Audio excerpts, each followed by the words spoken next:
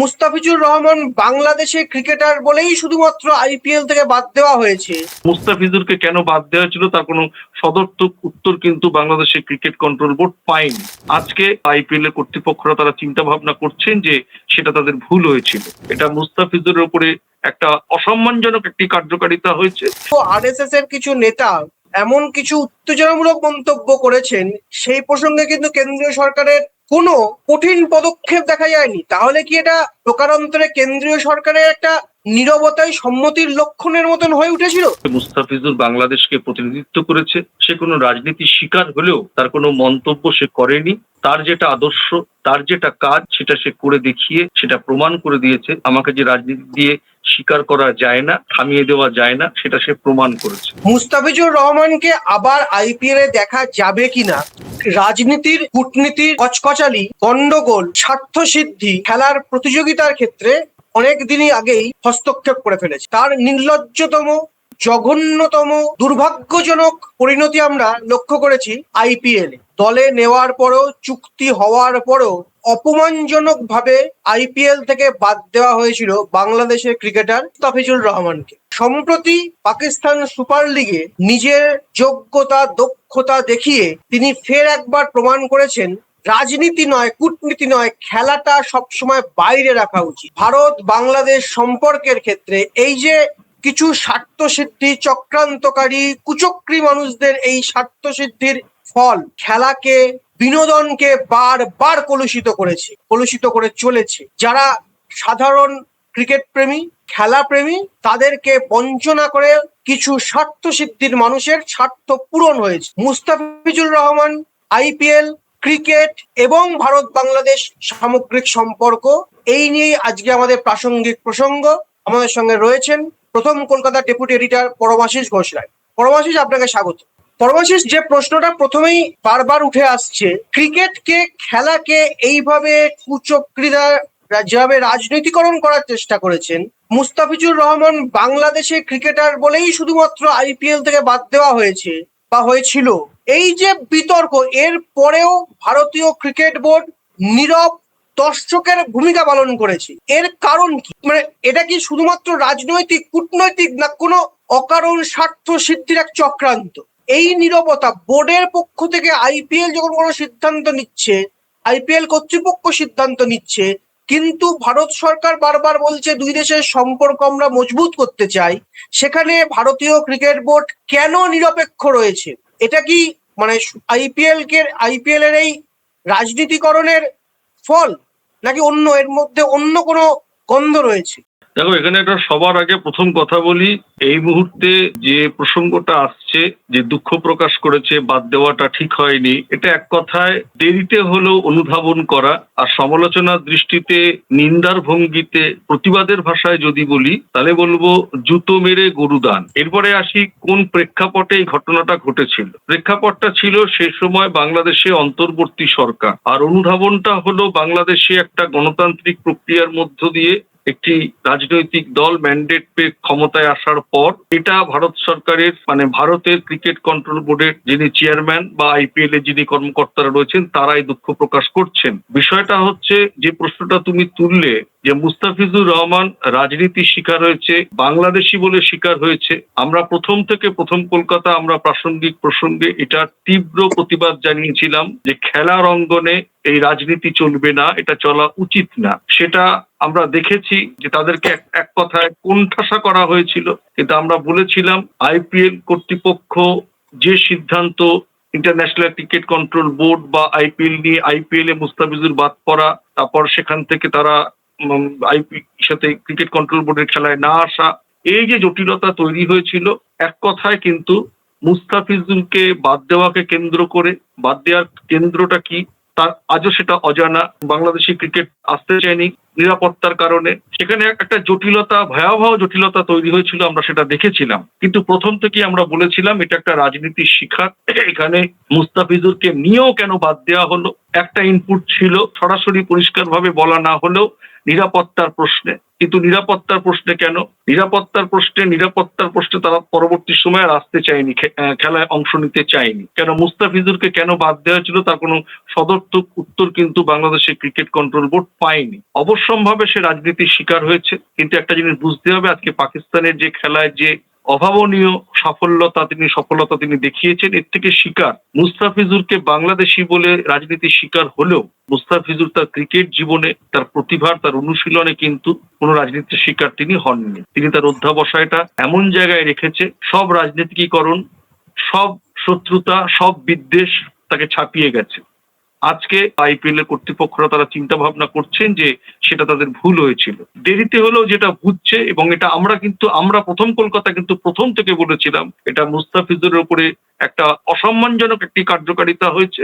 এবং বাংলাদেশি ক্রিকেট কন্ট্রোলের বোর্ডের কর্মকর্তারা তারা যে ছিলেন, তারা যে সিদ্ধান্ত নিয়েছিলেন, তৎকালীন ক্রিকেট উপদেষ্টা যিনি ছিলেন, মানে ক্রীড়া উপদেষ্টা, তারা যে সিদ্ধান্ত নিয়েছিল, তারা দেশের সম্মান, নিরাপত্তা, বাংলাদেশি দর্শকদের নিরাপত্তা, সে দেশের সাংবাদিকরা যদি এখানে আসে তাদের নিরাপত্তার কথা ভেবে তারা উইথড্র করেছিল। অনেক সমালোচনা, অনেক আলোচনা, অনেক নিপীড়ন, অনেক বাকবিতণ্ডা, অনেক কিছু, অনেক সংলাপ আমরা দেখেছি, কিন্তু আমরা আমাদের আলোচনায় স্থির অবিচল ছিলাম যে মুস্তাফিজুরকে বাদ দেওয়াটা কিন্তু সম্পূর্ণই অনুচিত হয়েছিল, এটা অসম্মানজনক। তার সদর্থক উত্তর খুব দেরিতে হলেও তারা যে অনুধাবন করতে পেরেছে, এটা কিন্তু গোটা ক্রিকেটের জয় আমি মনে করি।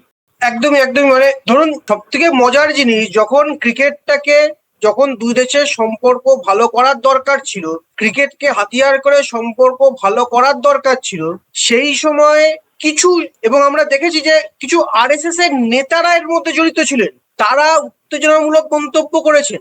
যখন বাংলাদেশের সরকার বারবার একটা সমঝোতার কথা বলেছেন, যারা একটা সৌজন্যের কথা বলেছেন, তখন কিন্তু আরএসএস এর কিছু নেতা এমন কিছু উত্তেজনামূলক মন্তব্য করেছেন, সেই প্রসঙ্গে কিন্তু কেন্দ্রীয় সরকারের কোনো কঠিন পদক্ষেপ দেখা যায়নি। তাহলে কি এটা প্রকারান্তরে কেন্দ্রীয় সরকারের একটা নীরবতায় সম্মতির লক্ষণের মতন হয়ে উঠেছিল? ক্রিকেটটা রাজনীতিকরণ করতে গিয়ে ক্রিকেট খেলাধুলা এবং ক্রিকেট প্রেমীদের স্বপ্নভঙ্গের কারণ হয়নি? দেখো, একটা জিনিস তোমাকে বলি, আমরা একটা আইপিএল লাভার, আমরা একটা ক্রিকেট প্রেমী, কিন্তু সেই সময় দাঁড়িয়ে মুস্তাফিজুরকে বাদ দেওয়ার সঠিক কারণ নেওয়াই হয়েছিল বা কেন, বাদ দেওয়াই হলো বা কেন? প্রথম কথা হচ্ছে নিরাপত্তার প্রশ্নে কলকাতার মাঠে আসলে সাংবাদিকরা, ক্রিকেটারদের নিরাপত্তা, এরকম একটা কথা বিভিন্ন গণমাধ্যম বা বিভিন্ন মিডিয়ায় শোনা গেছিল। কিন্তু বিষয়টা হচ্ছে যে বাংলাদেশে তখন অন্তর্বর্তী সরকার, আর এদেশে ভারত সরকার। বিষয়টা হচ্ছে IPL, international cricket control board, ভারতীয় ক্রিকেট কন্ট্রোল বোর্ড, এই সব জায়গাতে এক কর্মকর্তা চেয়ারে রয়েছেন আমাদের দেশের কেন্দ্রীয় স্বরাষ্ট্রমন্ত্রী অমিত শাহের পুত্র জয় শাহ। এটা নিয়ে একটা আলোচনা, সমালোচনা বিভিন্ন সময় বিভিন্ন জায়গায় কিন্তু মানুষকে নাড়া দিয়েছে যে এই ঘটনার পিছনে যখন ভারতীয় ক্রিকেট কন্ট্রোল বোর্ডকে নিয়ে কথা বলা হচ্ছে, আইপিএল কে নিয়ে কথা বলা হচ্ছে, দুজনেরই কর্মকর্তা একই ব্যক্তি, তো সেখানে ভারত সরকারের নীরবতাটা সম্মতির লক্ষণ নাকি তার পরিস্থিতি, কিন্তু সেটা আমরা সকলেই অনুধাবন করেছি। সেই অনুধাবনটা কি, সবাই মুস্তাফিজুর বাদ দেওয়া, বাংলাদেশের ক্রিকেট কন্ট্রোল বোর্ড তারা মানে খেলায় অংশ না নেওয়া, আইপিএল এ অংশ না নেওয়া, এই সব মিলিয়ে একটা যে পরিস্থিতি তৈরি হয়েছিল, তো স্বাভাবিকভাবে কিন্তু ভারত সরকার একটা সমালোচনার প্রেক্ষিতে জায়গায় গেছিল কম বেশি। কিন্তু যেন তেন প্রকারে হোক আমরা প্রতিবাদ করেছি। গোটা বিশ্বের যারা ক্রিকেট লাভার আছে, যারা সত্যিকারের ক্রিকেটকে ভালোবাসে, সেখানে কোন দেশ, কোন শত্রু দেশ, কে কার পক্ষে কথা বলছে, যেটাকে কোনো ম্যাটার করে না, বাংলাদেশের এই সিদ্ধান্তকে আমরা সমর্থন করেছিলাম। আগে আত্মমর্যাদা, আগে নিরাপত্তা, তারপর ক্রিকেট খেলা। কিন্তু সেই জায়গাটায়, সেই শ্লাঘায় তাদের কিন্তু আঘাতপ্রাপ্ত হয়েছিল, সে কারণেই তারা সরে দাঁড়িয়েছিল। এখন কারা এর পিছনে মদত দিয়েছে, কোনো বৈরিকীকরণ, কোনো হিন্দুত্ববাদ বা কোনো মৌলবাদ কি কাজ করেছে, সেটা গোটা বিশ্ব দেখেছে, সেটা গোটা বিশ্বের গণমাধ্যম তুলে ধরেছে, আমরাও সেটা তুলে ধরেছি কম বেশি। আমরা চেষ্টা করেছি আমাদের আলোচনায় তথ্য নির্ভর গণমাধ্যমের ক্লিপিং এসব ব্যবহার করে আমরাও তুলে ধরেছি। কিন্তু যেটা হয়েছিল সেটা ক্রিকেটের আদর্শে, ক্রিকেটের যে ভালোবাসা, ক্রিকেট যে সম্পর্ক গড়ে দিতে পারে, এটা সেই মুহূর্তে দাঁড়িয়ে ভারত এবং বাংলাদেশের মধ্যে একটা বিদ্বেষের বাতাবরণ তৈরি করেছিল, যে জিনিসটা থাকলে সম্পর্কের অবনতি না হয়, উন্নতির সিঁড়ি অনেকটা বেশি এগিয়ে যেত।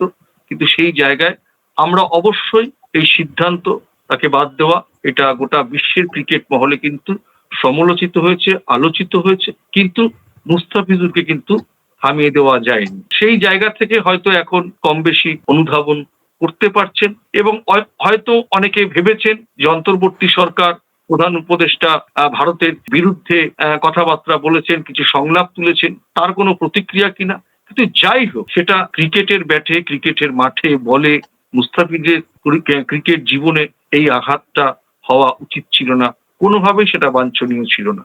আর ঠিক এখানেই পরমাশিস বোধহয় আমাদের বলতেই হয়, একজন ক্রিকেটার যিনি রাজনীতির ঊর্ধ্বে উঠে সব বিতর্ককে এড়িয়ে গিয়ে নিজের পারফরমেন্সে যোগ দিয়েছেন। একটু যদি অন্যরকম ভাবে আলোচনাটা করি আমরা, তাহলে ভারতের সচিন তেন্ডুলকারের নজির বোধহয় বারবার উঠে আসে। যখন তার বিরুদ্ধে বিভিন্ন অভিযোগ, বিভিন্ন জল্পনা গুঞ্জন তৈরি হয়েছিল, তিনি খেলতে পারছেন না, তিনি অল্প রান আউট হয়ে যাচ্ছেন, উনি কিন্তু নিজের প্র্যাকটিসটা নিজে করে গিয়েছিলেন এবং সব জবাব বোধহয় মাঠে দিয়েছিলেন, সব বিতর্ক মাঠে দিয়েছিলেন।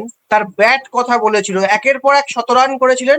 আজকে এখনো 100 করার নজির তারই হাতে, সেই রেকর্ড এখনো অক্ষুণ্ণ। এই মুস্তাফিজুর রহমানকে এখন আইপিএল থেকে অন্যায়ভাবে, অসম্মানজনক ভাবে বাদ দেওয়া হলো। তিনি কিন্তু একটি বারের জন্য মুখ খোলেননি। তার বল, তার কৃতিত্ব, তার যে অভিযোগ, তার যে ক্ষমতা, তিনি কিন্তু মাঠে দেখিয়েছেন। তিনি বারবার প্রমাণ করেছেন তার প্রতিভা, যে প্রতিভার মাধ্যমে তিনি গোটা বিশ্বের কাছে সমাদৃত।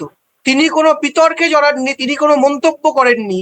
এটাই বোধহয় শিক্ষণীয় একজন ক্রিকেটারের কাছ থেকে, একজন খেলোয়াড়ের কাছ থেকে। রাজনৈতিক কচকচালিতে যুক্ত হয়ে নয়, প্রতিবাদের জবাব হওয়া উচিত মাঠে, প্রতিভার মাধ্যমে। নিজের প্রতিভাকে কাজে লাগিয়ে গোটা বিশ্বের সামনে নিজে তুলে ধরেছেন এবং যারা চক্রান্তকারী, যারা অন্যায়ভাবে তাকে অপমান করেছেন, তার প্রতিভার সঙ্গে ছলনা করেছেন, তাদেরকে জবাব দিয়েছে। তাই নয় কি? দেখো, একদমই তাই। বিষয়টা হচ্ছে মানে ভারতবর্ষ কেন, বাংলাদেশ বলো, গোটা পৃথিবীতে যারা রাজনীতি করেন, রাজনীতিকরা রাজনীতিক লোকেদের নিয়ে রাজনীতি করুন। ক্রিকেট মাঠের একজন প্লেয়ার, ফুটবল মাঠের প্লেয়ার বা সংস্কৃতি জগতের একজন ব্যক্তিত্ব, কোনো লেখক বা লেখিকা, তাদেরকে নিয়ে রাজনীতি করবেন না। তাদেরকে সুন্দর একটা পরিসর গড়ে দিন। সবাই সবার জায়গা থেকে তার প্রতিভাময় পরিবেশ যদি পায় এবং তাদের প্রতিভা দেখাতে পারে, তাহলে সে দেশ তার দেশকে রিপ্রেজেন্ট করে একটা বিশ্বের জায়গায় নিয়ে যেতে পারে। সেই জায়গার ধারক বা বাহক হিসেবে মুস্তাফিজুর বাংলাদেশকে প্রতিনিধিত্ব করেছে। সে কোনো রাজনীতির শিকার হলেও তার কোনো মন্তব্য সে করেনি। তার যেটা আদর্শ, তার যেটা কাজ, সেটা সে করে দেখিয়ে সেটা প্রমাণ করে দিয়েছে যে আমাকে যে রাজনীতি দিয়ে স্বীকার করা যায় না, থামিয়ে দেওয়া যায় না, সেটা সে প্রমাণ করেছে। অবশ্যম্ভাবে এটা আবারও বলা যে আমাদের প্রথম কলকাতার দর্শক যারা এটা দেখছেন, বা আমাদের প্রথম কলকাতার এই প্রাসঙ্গিক প্রসঙ্গ দেশের ক্রিকেট কন্ট্রোল বোর্ডে হোক, সরকারের লোক হোক, সেটা বাইরের সরকার, এদেশের সরকার, রাজ্য, কেন্দ্র, সকলের কাছে একটা বার্তা দেওয়া যে ভারতবর্ষের সরকার, ভারতের ক্রিকেট কন্ট্রোল বোর্ড, যে কোনো প্রশাসনিক প্রধানরা যে কাজই করুন, সেই পরিসরে থেকে কাজটা করার চেষ্টা করুন। করলে আমরা অকারণে সমালোচিত হব না। কেননা আমাদেরও ভাবতে হবে, আমাদের দেশেরও ক্রিকেট প্লেয়ার রয়েছে, সচিন তেন্ডুলকার রয়েছে, এখনকার অনেক এই প্রজন্মে যারা নতুন খেলছেন। মানুষ থেকে শেখে। আমরাও যেন কোনোভাবে এরকম কোনো শিকার না হই, সেই জন্য আমাদেরও নিজেদের দিকে দৃষ্টি রাখতে হবে যেন আমার দেশের কোনো প্লেয়ারও মুস্তাফিজুরের মতন এক্সপ্লয়েড না হয় অন্য কোনো দেশের ক্রিকেট কন্ট্রোল বোর্ডের কাছে। তা আমাদের দেখে শিখতে হবে, থেকে শিখতে হবে। মুস্তাফিজুরকে হাজারো সেলাম এবং শ্রদ্ধা, যে সে যতই হৃদয় সে ব্যথা পাক, অপমানিত হোক, সে তার দেশের সম্মানকে তার ক্রিকেটের ব্যাটে, মাঠে, বলে সে কিন্তু সেই সম্মান, সে অনুশোচনার জায়গা কিন্তু ফিরিয়ে দিতে পেরেছে যারা তাকে বাদ দিয়েছিল। এটাই কিন্তু তার জয়, বিশ্ব ক্রিকেটের জয়, বাংলাদেশ ক্রিকেট কন্ট্রোল বোর্ডের জয়। এটাই তার প্রতিবাদ, এটাই তার প্রতিবাদ। অন্যায়ের বিরুদ্ধে এটাই তার প্রতিবাদ। সে যে থেমে থাকেনি, সে যে তার হৃদয়ে আঘাত লাগলেও কিন্তু তাকে যে থামিয়ে রাখা যায়নি, সেই চলমান শক্তি তার ক্রিকেট মাঠের বলে, চলমান পথ চলা, এটাই তার প্রতিবাদ। একদমই মানে মুস্তাফিজুর রহমানকে আবার আইপিএল এ দেখা যাবে কিনা সেটা তো সময়ই বলবে, ভবিষ্যতের উত্তর দেবে। কিন্তু তিনি যে হারিয়ে যাননি, তিনি যে শক্তভাবে মাটি কামড়ে লড়াই করছেন এবং করেছেন, নিজের প্রতিভাকে বারবার তুলে ধরেছেন এবং গোটা বিশ্বের সামনে, ক্রিকেট প্রেমীদের সামনে তিনি আজও দৃষ্টান্ত। আমরা সবাই মুস্তাফিজুর রহমানের প্রতি যে অন্যায়, অবিচার, বঞ্চনা, রাজনৈতিক চক্রান্ত হয়েছে তার নিন্দা করি এবং আবারও চাই আইপিএল এর মতন একটা ক্রিকেটের মঞ্চে তিনি ফিরে আসুন। ভবিষ্যৎ বলবে আমরা আমরা ঠিক না ভুল, আমাদের দাবি মতন আমাদের এই অন্যায়ের বিরুদ্ধে লড়াই আমাদের জারি থাকবে। মুস্তাফিজুর রহমানের মতন কেউ যেন কোনো চক্রান্তের শিকার না হন, বা হলে আমরা সরব থাকবো এবং না হন সেই কথা বারবার বলবো আগামী দিনেও। আজকে এ পর্যন্তই। আপনারা বলুন, কমেন্ট করে জানান আপনাদের মতামত, আজকের আলোচনার সঙ্গে আপনার সহমত না বিরুদ্ধ মত। আজ এ পর্যন্তই, ধন্যবাদ। নমস্কার। এটা নামিয়ে নিতে বলো।